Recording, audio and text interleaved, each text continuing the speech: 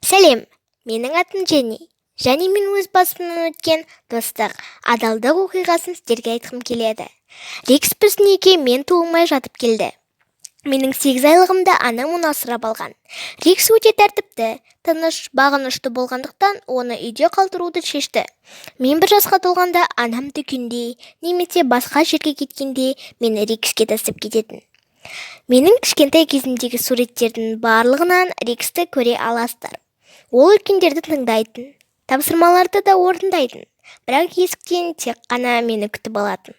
Мүмкін жауапкершілікті сезінгеннен де шығар. Кішкентай кезімнен бері мені Рекспен бірге балалар алаңына жіберетін. Себебі ата-анам Рекске сенетін, және оның қасына қауіпті адамдар бармайды деп ойлайтын. Бірақ мен ойнап отқан кезде белгісіз бір адам бізге жақындады. Біз балалармен ойнап отырдық, ал Рекс жай ғана ұйықтап жатқан еді. Жаңағы адам бізге жақындай түсті және қалтасынан бір дәрі-дәрмектер шығара бастады. Біз бұны көріп не істерімізді білмей қалдық, ал Рекс болса оны тістеп алды. Солай біз осы адамнан құтылып кеттік, Рекстің арқасында.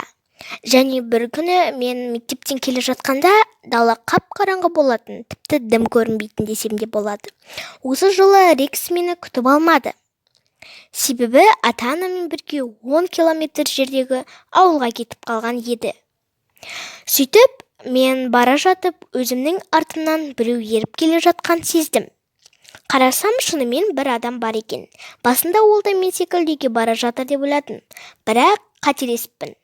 Ол маған жүгіріп келіп, ұстап алды да мені ұрып талдырып тастады. Тағы ұрайын деп жатқанда Рекс жетіп келіп, әлгі адамды бар күшімен тістеп алды. Соның арқасында мен аман қалдым. Жаңағы адам не істерін білмей бас ауған жаққа қашып кетті. Біз әрең үйге жүгіріп жеттік. Ата-анам үйге ерте келіпті. Рекс келмегенде маған не боларын кім білсін. Рекс қазір 20 жаста. Кішкене қартайғандықтан бұрынғыша жүгіре алмайды, бірақ мен оның ұзақ өмір сүргенін қалаймын.